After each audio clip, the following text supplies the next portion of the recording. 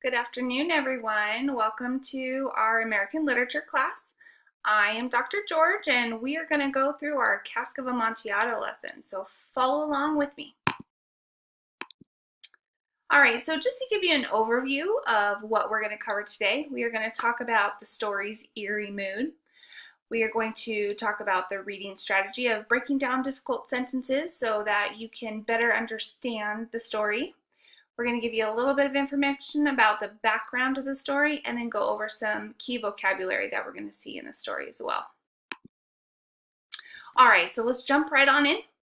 So our first topic is going to deal with the eerie mood of the story. So we know that Edgar Allan Poe has a tendency to write kind of eerie, kind of creepy stories.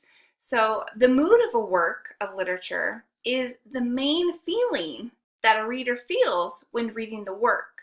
So if Edgar Allan Poe likes to write in a way that's kind of creepy or eerie or a little bit scary, we know that he's going to use specific literary tools to convey that feeling or that mood to the readers, so that when we're reading it, we're going to feel that kind of creepiness come through the story. Now, the authors, like Edgar Allan Poe, use mood to make the readers become more connected to the writing. I mean, think about this. If we're reading something that as a reader we're not connected to, we're not going to have any interest in it. So authors like Poe, they emphasize the mood of the text so that we as the reader connect to it and like it and want to keep going with our reading. Now, the mood of the Cask of Amontillado, the story that we've been reading all week, is a very eerie, very suspenseful or scary mood. And he does this very specifically. We know that the descriptions in the text, the descriptions of the setting, the descriptions of the characters, they all help add to this mood of the story, this eerie, kind of scary, creepy mood that Poe is setting up for us. So in the Cask of Amontillado, descriptions like the costumes or even the dark catacombs, it makes the story seem eerie and weird, and it helps us as a reader to connect to the story. So some of the examples that we see in the story are when we're told about the jingling of the bells, right, on the guy's hat, or the damp catacombs. I mean, we're getting a sense of kind of creepiness. You're supposed to be able to feel and to hear the descriptions within the story. Now, another topic I wanted to talk to you guys about is breaking down difficult sentences. So we've done a first read of the Cask of Amontillado, and as we jump into our second read, our close read of the story, I really want you to focus on breaking down some of the harder, difficult sentences that you guys were a little bit stuck on with the first read. So we know that Edgar Allan Poe is a difficult writer to follow because his language is so complex. Like, he writes in a way that maybe we just aren't familiar with in society today. Now, I want to encourage you guys, don't freak out. We could do this. All you have to do is kind of break it down, go step by step, and you'll be able to handle understanding what he's trying to talk about. So here are some ways to break down some difficult sentences and really better understand them. So first, I suggest that you read the sentence as a whole. So don't look at the individual words, but read it as a whole. It's okay if you don't know every single word that you're reading. As long as you're getting the gist, the general idea of the sentence or even the paragraph that you just read, you're okay. I also want to encourage you to rearrange words. I want you to change or even take out difficult words to make the sentences easier. Remember, we're not here to look at every single word that Poe wrote. We want to take his work as a whole and be able to understand the essence of the piece that we're reading. So if you're focusing on like the specific words or the really difficult sentences, take them out and then try to decode the bigger picture, the bigger paragraph, or the first component of the text that you're reading, and it's really going to help you connect to the text a lot better. And then you'll be able to go back to those difficult sentences and really be able to see using your context clues, what it is that he's actually talking about. Now, another thing I wanted to touch on is the background. So we know we've already talked a little bit about, how Poe is kind of like, he likes to write in more of a dark way.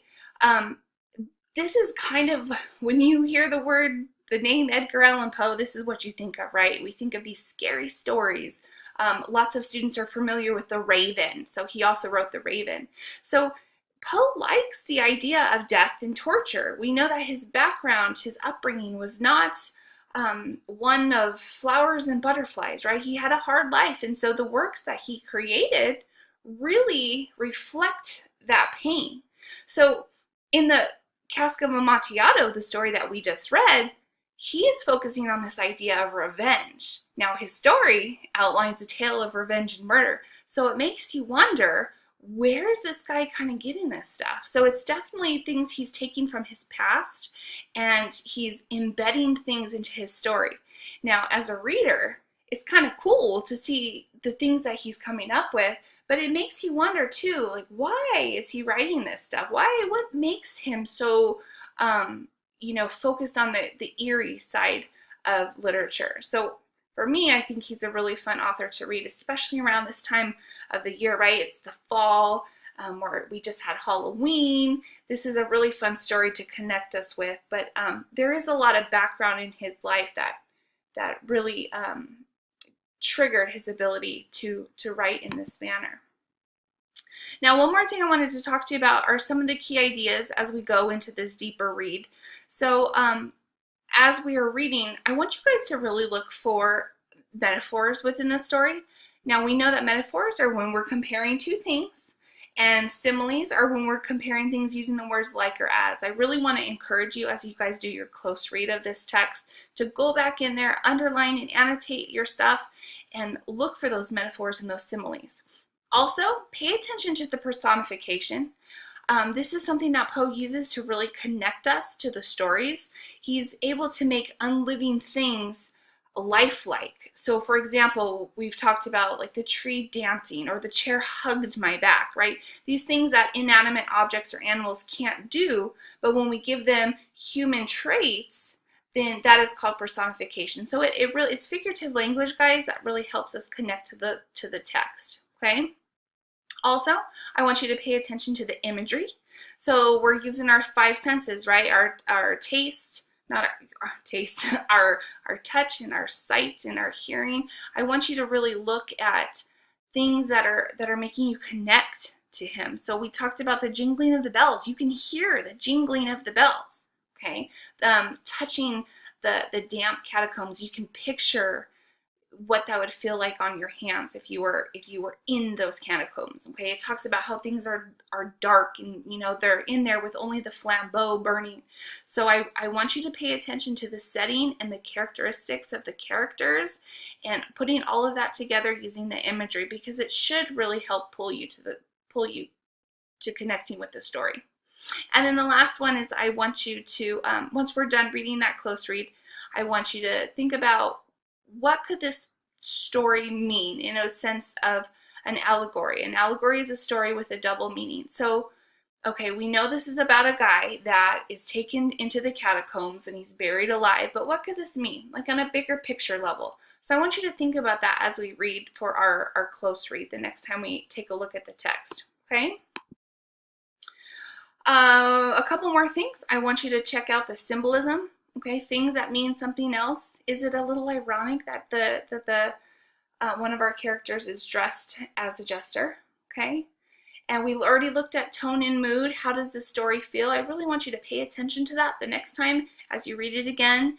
And then our foreshadowing. So now that you know the end of the story, when we read it again, I want you to take a look at the stuff that is mentioned at the beginning, so it foreshadows how the end is going to come about. Okay, and the last slide I'm going to leave you with is our vocabulary slide.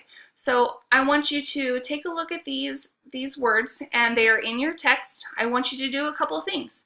I want you to look these words up. So I want you to go write down the word, write down their definition, but then I also want you to draw a picture for each word. If you're able to connect these words to a picture, you're going to have a much easier time remembering what they mean. Okay? Now, if you guys have any questions about this text, just give me a call, send me an email, and I'll be able to get back to you right away because I want to make sure you guys are on it, that you understand the text. If you have any questions, I am here for you. All right? Thank you guys so much for coming. I hope you have a fantastic night.